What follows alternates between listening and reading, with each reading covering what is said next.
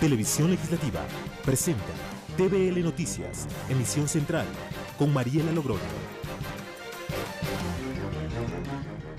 Miércoles 28 de junio del 2017, amigos y amigas televidentes, ¿cómo están? Muy buenas tardes. Bienvenidos y bienvenidas a la emisión central de TVL Noticias. Gracias a quienes nos sintonizan a través del canal 42 en Quito y en nuestro sitio web tvl.asambleanacional.gov.es. Soy Mariela Logroño y es un gusto compartir con ustedes este espacio de información.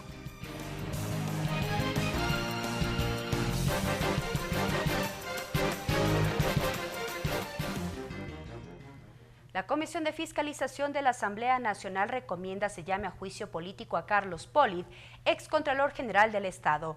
El informe fue aprobado por la mesa la madrugada de este miércoles, tras más de 12 horas de debate. Ricardo Bravo con el informe. ¿Qué tal? Buenas tardes. El informe en donde se recomienda el juicio político en contra de Carlos Polit, excontralor general del Estado, ya es de dominio público y la mañana de este día miércoles empezó ya a circular a los asambleístas. Entre tanto que en el siguiente video vamos a ver un resumen de lo que fue la sesión de la Comisión de Fiscalización que se extendió hasta la madrugada de este día miércoles. Tras más de 12 horas de sesión, la Comisión de Fiscalización de la Asamblea Nacional aprobó el informe recomendando se llame a juicio político a Carlos Polit, excontralor general del Estado. El documento fue aprobado por unanimidad pasadas las 2 de la madrugada de este miércoles 28 de junio. Hemos concluido de que el excontralor no cumplió con idoneidad, probidad y eficiencia. Es una demostración clara de que esta Asamblea ha tomado el liderazgo de la lucha contra la corrupción. En el debate, los miembros de la comisión reiteraron que el juicio político es un procedimiento distinto al juicio penal y que por consiguiente lo que corresponde es establecer la responsabilidad política del funcionario sujeto a control por parte de la Asamblea.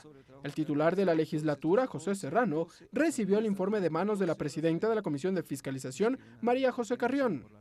Hemos sesionado en la Comisión de Fiscalización, se recibieron las pruebas de cargo y las pruebas de descargo, tal cual lo establece el artículo 81 y 82 de la Ley Orgánica de la Función Legislativa. Procederemos a convocar al Pleno de la Asamblea para el día domingo a las 3 de la tarde para que se lleve a cabo el juicio político ya contra el excontralor. Entre tanto que los asambleístas de la Alianza Creo Suma se acercaron esta mañana hasta el área de gestión documental de la Asamblea Nacional. Aquí entregaron la documentación para llamar a juicio político al vicepresidente de la República, Jorge Glass. El legislador Roberto Gómez, jefe de bancada de la Alianza Creo Suma, se refirió a las pruebas o a las argumentaciones que ellos consideran por las que se debería llamar a juicio político al segundo mandatario.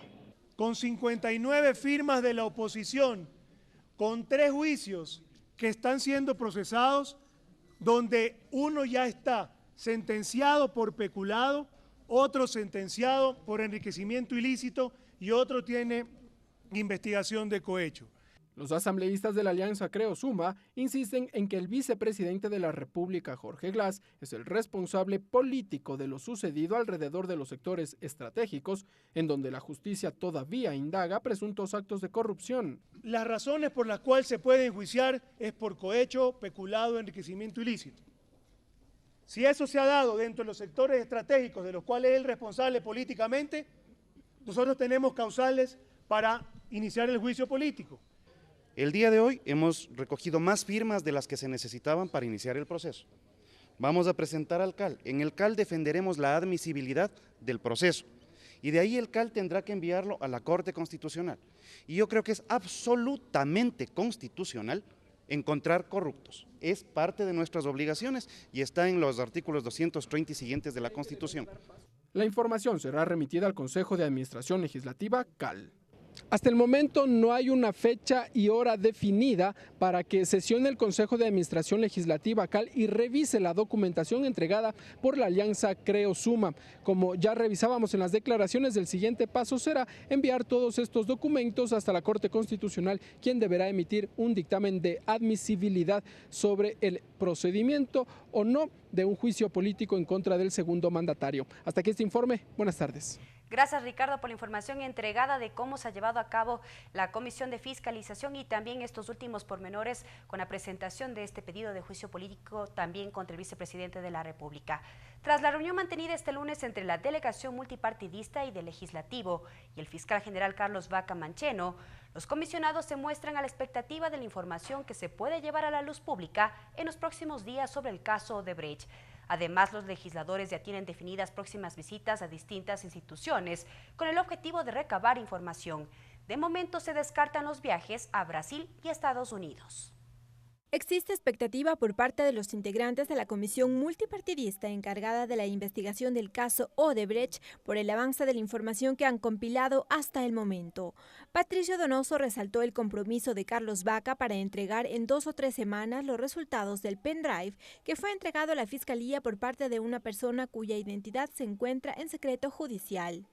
Donde eventualmente hay videos, grabaciones, audios y más pruebas inherentes a aquellos que corrompieron a ecuatorianos. Doris Solís argumentó que esa información será fundamental para la construcción del informe que deberá entregar la comisión para cumplir la misión encomendada de fiscalización en el caso Odebrecht, y resaltó que más del 50% del dinero fruto de la corrupción ha pasado por países considerados como paraísos fiscales.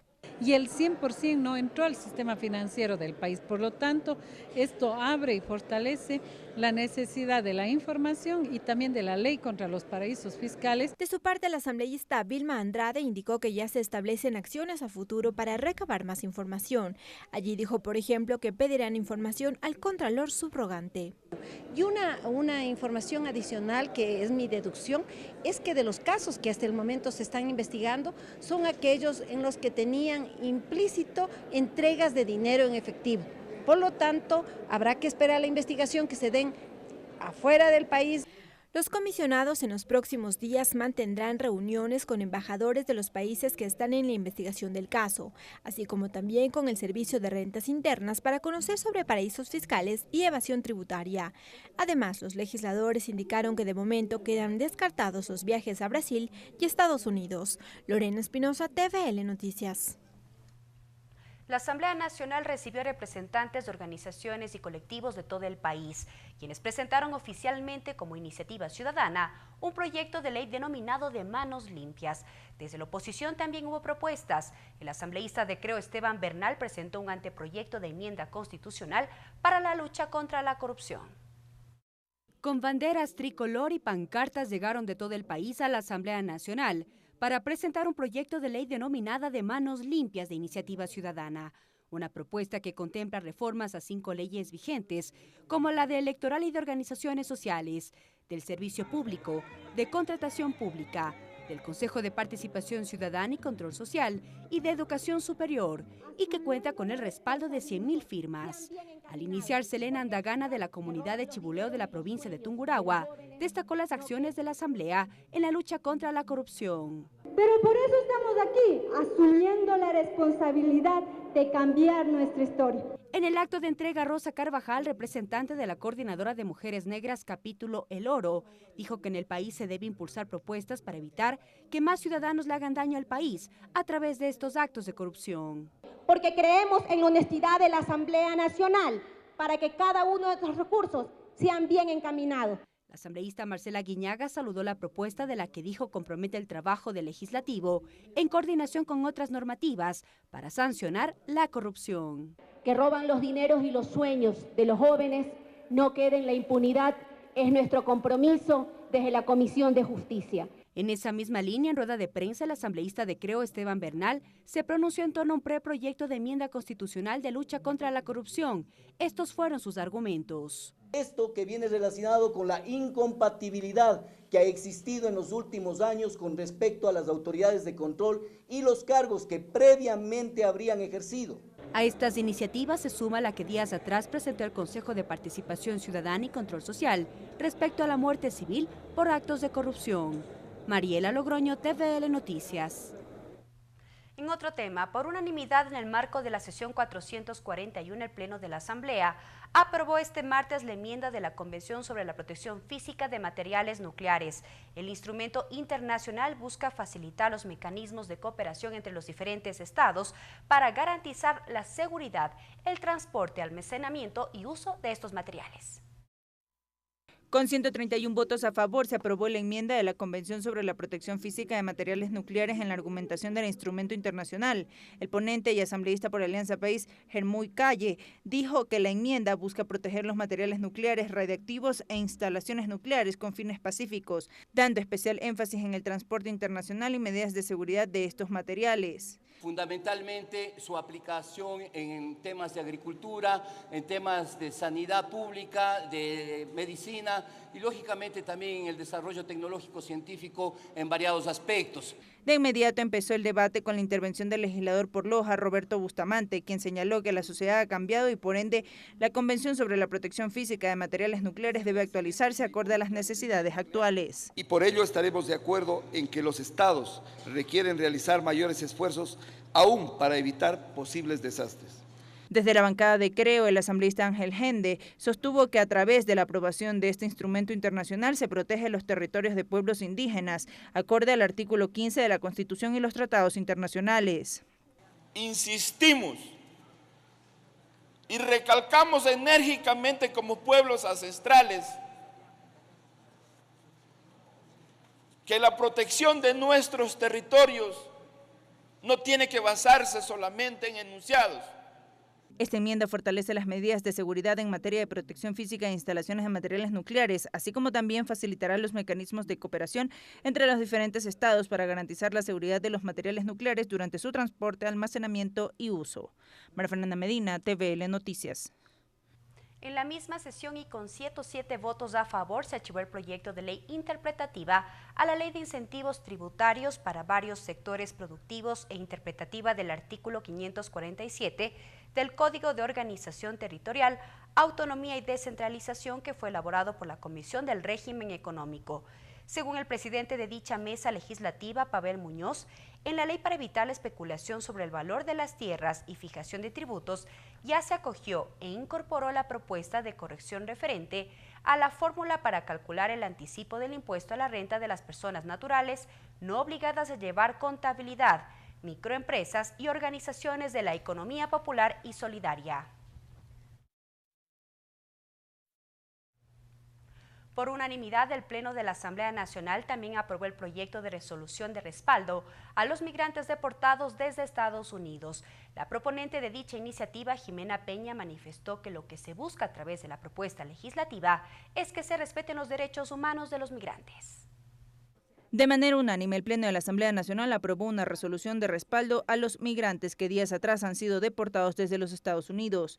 Mediante el documento, el Parlamento expresa la solidaridad a las familias y compatriotas que han visto frustrado su proyecto migratorio. La legisladora Jimena Peña es la ponente de dicha iniciativa. Pero sobre todo nos llena de coraje para seguir una lucha por un mundo sin seres humanos ilegales, por un mundo donde la diversidad sea la fortaleza de los pueblos. El artículo 7 de dicha resolución determina que la Comisión de Relaciones Internacionales convoque de manera inmediata a las autoridades del Ministerio del Interior y Cancillería. Ante ello, la asambleísta Doris Solís planteó que este tema también se eleva a instancias como la Corte Interamericana de Derechos Humanos. Que sea juzgada esta política inhumana de Estados Unidos en el seno de la CIDH, en el seno del sistema de protección de los derechos humanos para los países latinoamericanos y los países de América entera. Del otro extremo, el socialcristiano Vicente Tallano indicó que es fundamental revisar el proceso de deportación de los migrantes. Ya en territorio en Ecuador, tomar contacto con el embajador de los Estados Unidos precisamente para tratar cuál es la naturaleza del trámite de deportación y cuáles son las condiciones en las que nuestros compatriotas están siendo deportados, y eso exclusivamente es una competencia del Ministerio de Relaciones Exteriores. Mientras que Mauricio Zambrano manifestó que la Ley de Movilidad Humana tiene que aplicarse en defensa de los compatriotas ecuatorianos. Pero las entidades gubernamentales o las misiones diplomáticas de Ecuador deben velar porque no se vulneren sus derechos humanos al momento de la deportación. Al cabo de 15 intervenciones y con 127 asambleístas presentes, se aprobó el proyecto de resolución. María Fernanda Medina, TVL Noticias. Regresamos con TVL Noticias, emisión central, luego de la siguiente pausa promocional.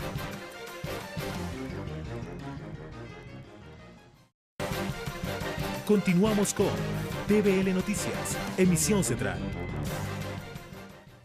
Continuamos con más noticias legislativas. Les contamos que la Comisión de Justicia continúa con el tratamiento del proyecto de reformas al Código de la Niñez de iniciativa del expresidente de la República.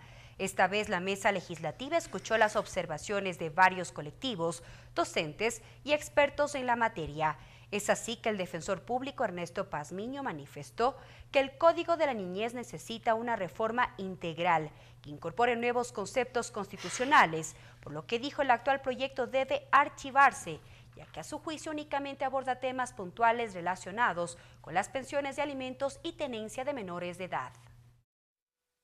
El 94% de los casos de alimentos son demandados por mujeres y solo el 6% por los hombres.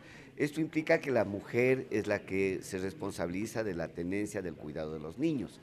Y las cifras que yo he manifestado, las estadísticas que yo he demostrado, lo que intentan es de alguna manera convencer, persuadir a la Comisión de Justicia de que este proyecto que está tramitándose actualmente en la comisión sea archivado. ¿Por qué razón?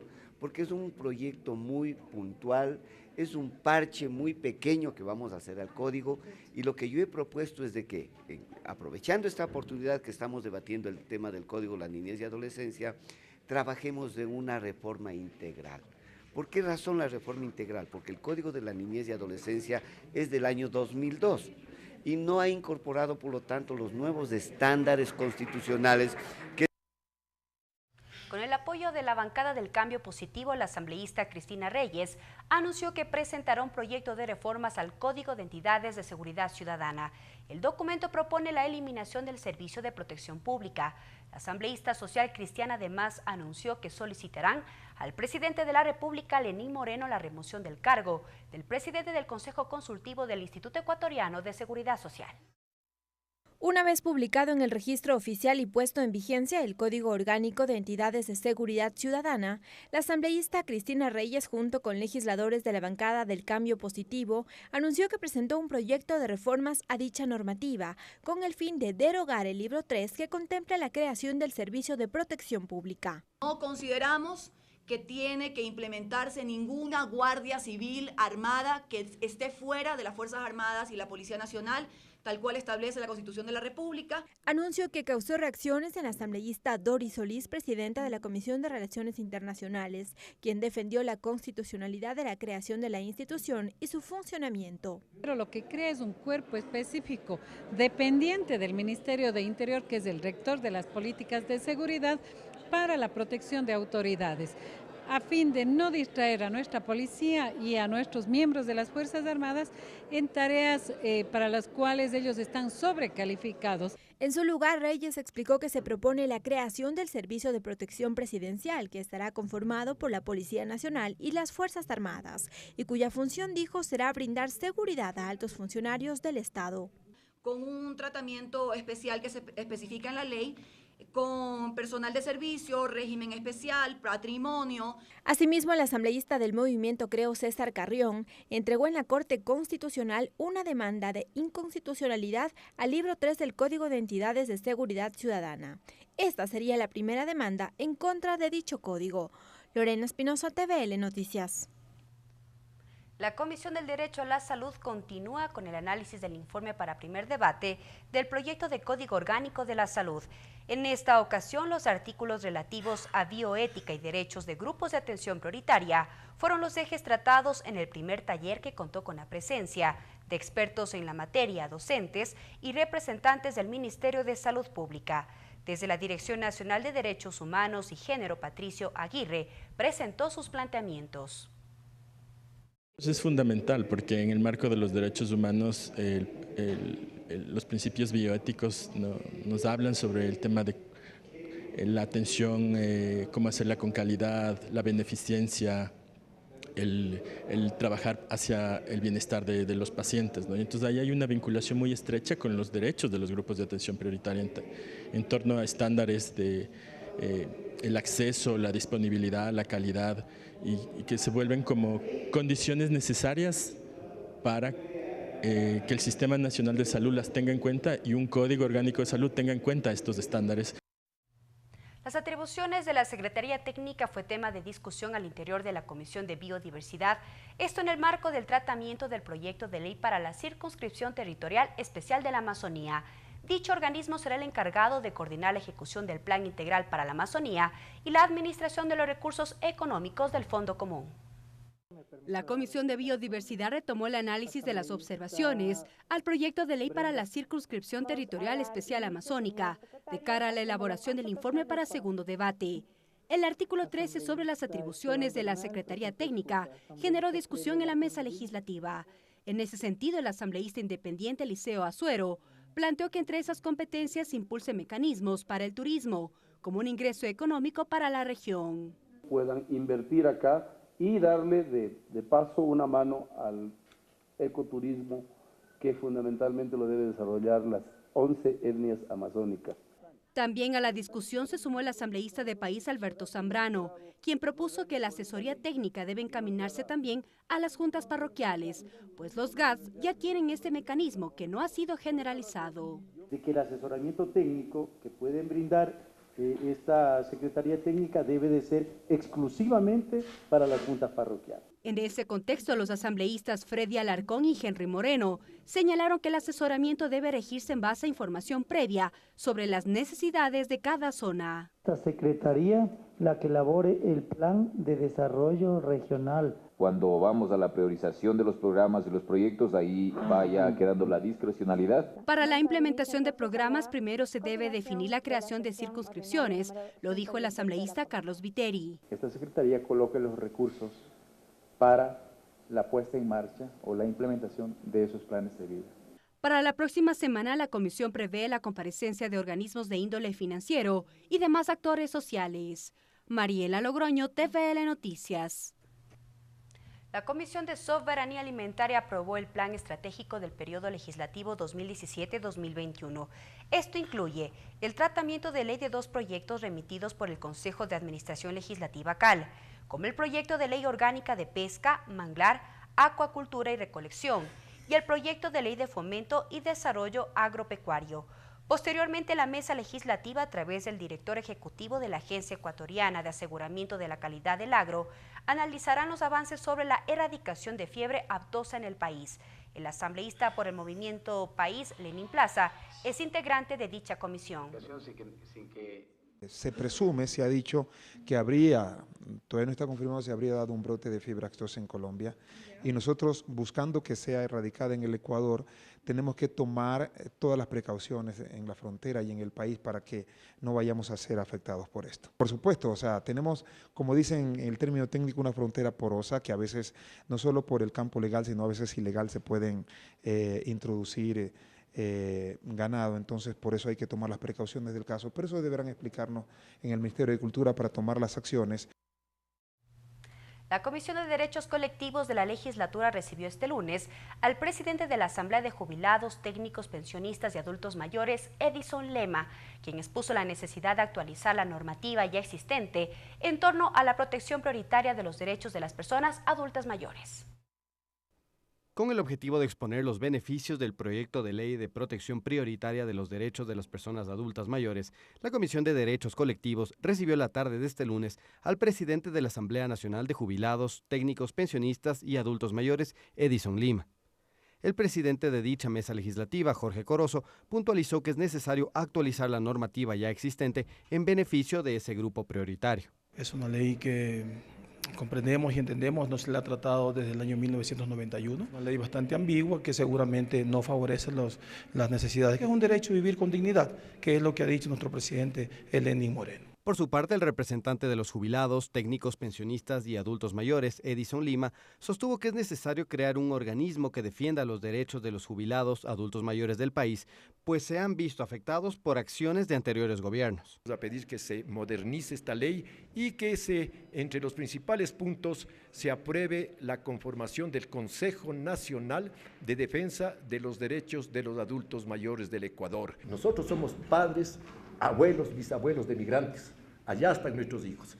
Somos víctimas del feriado bancario. Igual criterio tuvo Teresa Villavicencio, vicepresidenta de dicho colectivo. Queremos que hoy ustedes pongan el corazón en la mano y se den cuenta cómo es nuestra vejez ahora, cómo es nuestro sufrimiento ahora. La ley brindará un sistema de protección integral a los adultos mayores. Asimismo, busca eliminar toda forma de abandono, discriminación, odio, explotación, violencia y abuso por razones de edad.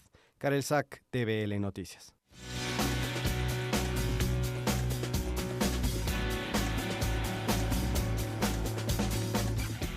A continuación les presentamos las actividades previstas para esta tarde. A las 14 horas, la Comisión de Biodiversidad recibe al rector de la Universidad de Iquiam, Jesús Ramos, para que exponga sus observaciones y propuestas sobre políticas educativas en relación con el proyecto de ley orgánica de la circunscripción territorial amazónica. Al presidente nacional de la Casa de la Cultura Ecuatoriana, Benjamín Carrión Camilo Restrepo, y los presidentes de la Casa de la Cultura Núcleos de Sucumbíos, Napo, Pastaza, Morona, Santiago, Zamora, Chinchipe y Orellana, para que expongan sus observaciones y propuestas sobre políticas culturales en relación con el proyecto de ley orgánica de la circunscripción territorial especial de la Amazonía. También recibe al presidente de la Federación Deportiva Provincial de Napo y al presidente de la Federación Deportiva de Sucumbíos, Darwin Mina, para que exponga sus observaciones y propuestas sobre políticas educativas en relación con este proyecto de ley.